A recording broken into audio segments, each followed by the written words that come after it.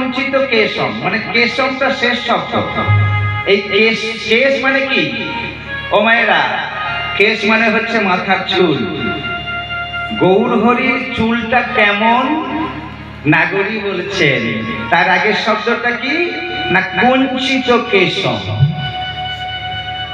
দেখবেন বাবা, একটা বগিতে একটা গাড়ি হয়, সেই গাড়িটাকে বলা হয় বাস। দুটি বগিতে একটা গাড়ি হয়, সেটাকে বলা হয় ট্রাম, যেটা কলকাতায় বোম্বেতে চলে।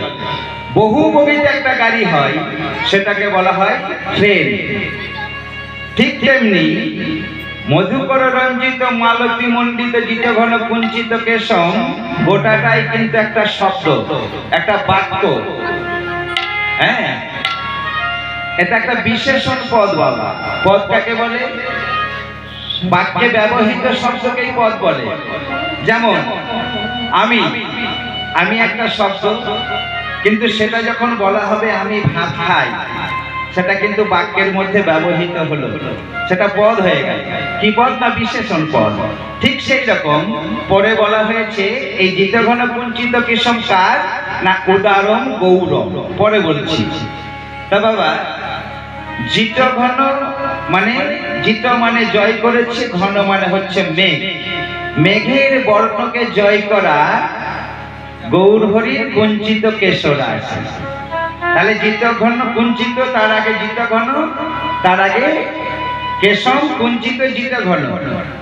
এবার বলতে হবে সেই জিতঘন কালো চুলটি আবার কি রকম না মালতী মণ্ডিত।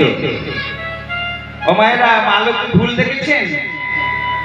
মালতী ফুল এই বসন্তকালেই ফোটে। ফাল্গুন চৈত্র বসন্ত মাস, এই বসন্তকালে মালতী ফুল ফোটে। তাহলে মালতী ফুলের ঝুঁটি বাঁধা আছে গৌর হরির কুঞ্চিত কেশে।